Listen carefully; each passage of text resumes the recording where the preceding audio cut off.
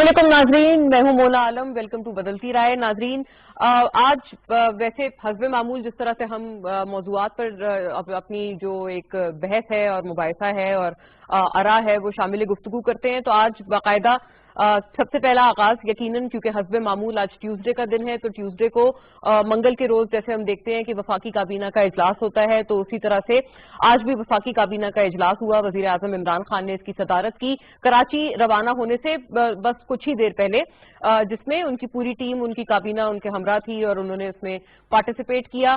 Complete lockdown किसी तरह से किसी मसले का हल नहीं है, अभी भी यही बात की जा रही है। तकरीबन कोई 20 शहर नाजरीन आइडेंटिफाई अब कर लिए गए हैं गवर्नमेंट की तरफ से, जिनके ऊपर सिलेक्टिव लॉकडाउन, जो कि एक नई हमारी स्ट्रैटेजी या हिकमत अमली हम कह सकते हैं, वो नाफिज की जाएगी। और सिलेक्टिव लॉकडाउन के तहत जो बढ़ती हुई अलमनाक सूरत हाल है, कोविड की टैली है, उसको काबू करने की या उसको अरेस्ट करने की कोशिश होगी। साथ साथ एसओपीज के हवाले से भी नाज़रीन, क्योंकि इस पूरी मीटिंग के बाद से जनाब शिबली फराज वजीर इत्तलात और नशरियात वो आए, उन्होंने बाकायदा बताया, तो उन्होंने साथ ये भी कहा कि एसओपीज की शदीद खिलाफ वर्जी हमें ईद के दौरान नजर आई और इसमें कोई शकूक व शुबहात भी नहीं है, क्योंकि क्या पब्लिक ट्रांसपोर्ट हो, क्या रेलवेज हो, दुकानें, शॉपिंग मॉल्स वगैरह हर चीज ही क्योंकि ईद के मौके और ईद से कुछ रोज कबल तक खुली हुई थी, और उसमें एसओपीज की जो एक धज्जियां उड़ती हुई देखी हैं, ये कहना गलत नहीं होगा, उसकी वीडियोस, उसकी फुटेजेस हर जगह ही तकरीबन वायरल हैं। तो इसको बेसिकली असल एक फैक्टर माना जा रहा है इस वक्त की बढ़ती हुई कोविड टैली में, जो कि इस वक्त यकीनन खतरनाक तौर पर बढ़ रही है। तो आज हम बात ये करेंगे कि क्या ये जो अब अवाम के ऊपर एक बात की जा रही है कि अवाम ने क्योंकि एसओपीज को पूरा अबाइड नहीं किया या कंप्लाई नहीं किया, तो इस वजह से ये कोविड टैली में इजाफा सामने आ रहा है, ये कितनी हद तक बात दुरुस्त है? और ये जो जिम्मेदारी अवाम पर आयद की जा रही है, क्या ये वाकई अवाम की जिम्मेदारी है, या फिर हुकूमत की तरफ से भी, या फिर जो हमारी जितनी भी एडमिनिस्ट्रेशन है उनकी तरफ से भी कोई ना कोई कहीं ना कहीं पर कोई चीज है जो कि नहीं की गई है, या कोई ना कोई वहां पर गफलत हुई है? तो ये भी बात दोनों उमूर पे आज हम पहले सवाल के तहत इसको रेलिवेंटली हाईलाइट करेंगे। फिर इसी इजलास के बाद नाजरीन, जैसे वजीर आजम इमरान खान अब कराची पहुंच चुके हैं और ये 2 रोजा जनाब इमरान खान वजीर आजम पाकिस्तान का दौरा सिंध होगा।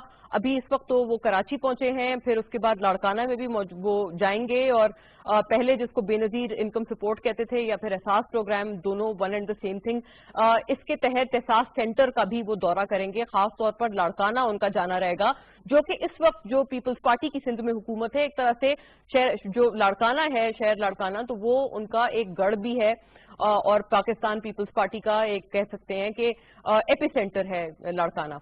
तो वहां पर जाकर भी एक इंटरेस्टिंग जो पॉलिटिकल या सियासी तौर पर एक जो हालात और वाकयात हैं या सिनेरियोज हैं वो भी देखने में आएंगे। वजीर आजम इमरान खान की चीफ मिनिस्टर सिंध जनाब मुराद अली शाह से भी मुलाकात मुतवक्के है। फिलहाल इस हवाले से कोई फिक्स्ड शेड्यूल सामने नहीं आया है, लेकिन एक्सपेक्टेडली जो बात इस वक्त गर्दिश कर रही थी वो यही थी कि होगी। तो नाज़रीन, इस सवाल पर थोड़ी रोशनी डालने की कोशिश करेंगे कि जो हुकूमत सिंध की तरफ से जितनी शिकायत, क्योंकि शिकायत तो बहुत हैं, इसमें तो कोई शक नहीं है, वफाक की जानिब जो बढ़ाई जाती हैं उनमें कितना वेटेज है? क्या वो सिर्फ सियासी नौयत की शिकायत हैं या फिर वाकई हकीकी मायनों में भी उन शिकायत में वजन है? यकीनन कुछ में होगा, कुछ में हो सकता है उतना वजन ना हो या उतनी लेजिटिमेसी ना हो। दोनों एतबार से हम बात करेंगे। और तीसरे मौजू के तहत हम लोग बड़ा जरूरी इस वक्त ये जो इस वक्त भारत की एक सूरत हाल चल रही है और अब एक डिप्लोमेटिक स्टैंड ऑफ नाजरीन भारत और पाकिस्तान के दरमियान मजीद गहरा होता जा रहा है, एग्रीवेट होता जा रहा है। इसकी शुरुआत यकीनन भारत ने ही एज ऑलवेज की थी, लेकिन पाकिस्तान में भी जो भारतीय हाई कमीशन के लोग थे वो पाए गए थे कि उन्होंने एक शख्स को अपनी गाड़ी से जख्मी किया था, गाड़ी की टक्कर से जख्मी किया था। फिर उन्होंने वहां से राह फरार इख्तियार करने की कोशिश की, लेकिन कुछ लोगों ने फिर उनको वहां पर जो मौजूद थे जाए वकुआ पर उन्होंने उनको पकड़ लिया था। इस वक्त वो जो 2 भारतीय हाई कमीशन के एहलकार हैं वो अंडर कस्टडी हैं। उसी का एक टिट फॉर टैट भारत भी करना चाह रहा है, और इस किस्म की कोई भारत ने एक कोई ऐसा लगता है, मालूम होता है कि इसके टिट फॉर टैट में कोई एक ड्रामा स्टेज किया। सारी खबर आपको बराह रास्त लिए चलेंगे। पोस्ट बजट कॉन्फ्रेंस हो रही है, मुशीर खजाना अब्दुल हफीज शेख इसमें इजहार ख्याल कर रहे हैं। Conduct and manage this event. देखें, I'll just quickly share with you कि ये जो साल गुजरा है इसमें पहले 9 महीने में before corona virus hit us, how the economy was doing and where we stood. आपको पता है जब ये government I, we were in a state of an economic crisis, and for that reason we had to go to the IMF. Nobody goes to the IMF without a serious economic situation, and we were forced to do that. उसके बाद कई मुश्किल फैसले किए गए, which included trying to mobilize resources, trying to pay off the huge amounts of debt, and you will know that in the 2 years of PPI, 5,000 billion rupees of debt payments have had to be made.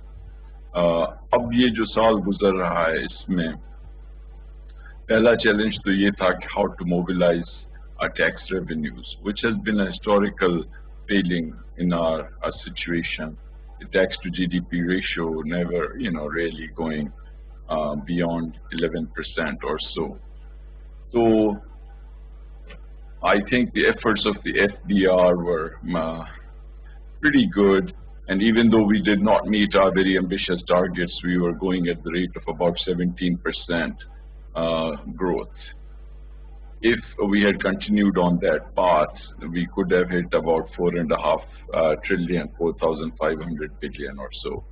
Second, we were very aggressive in cutting expenditures, and it was a rare time in Pakistani economic history that just before the corona struck us, we had a primary balance that was in fact positive, which means that our expenditures were less than our income if you did not include interest in it, and that number was about 194 billion plus.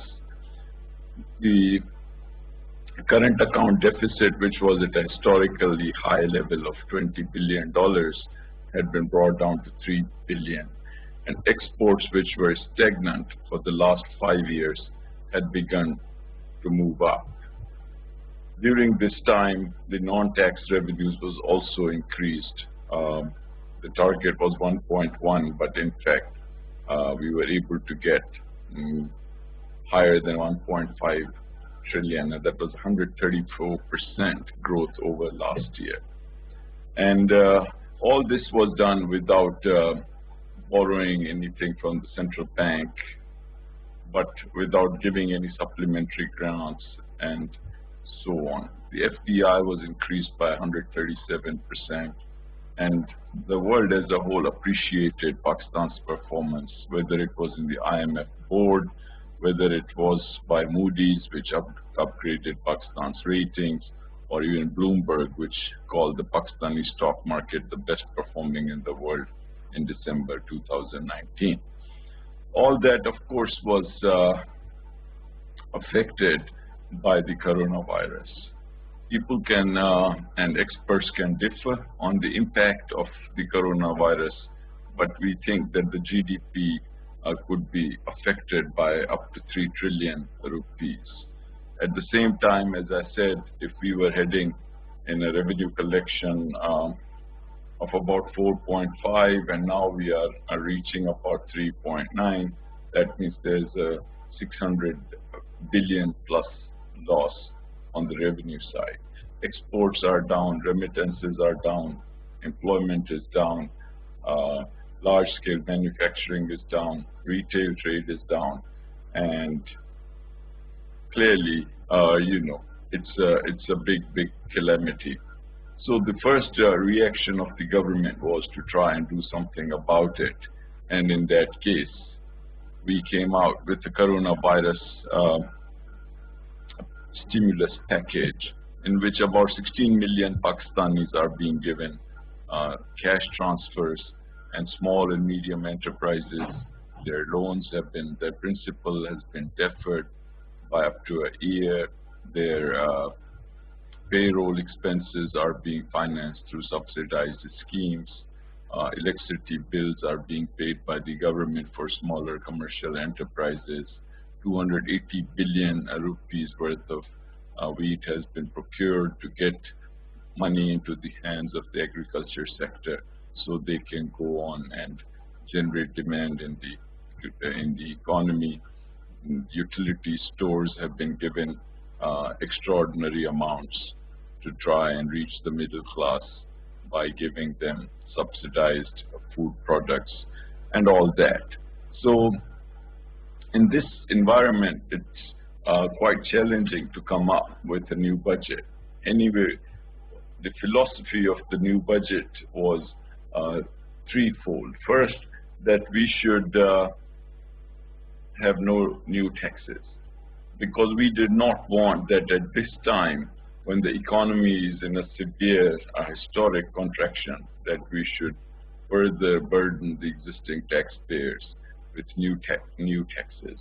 The second was to try and give as much relief as possible, first to our citizens and second to our businesses, because we have to strike a good balance between protecting the health and safety of our people, but at the same time ensuring that the economy does not suffer in such a way that the lives of individuals become even more hard-pressed than they are anyway.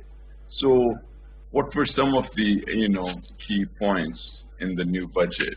As I said, this budget has a revenue target of 4.9 trillion.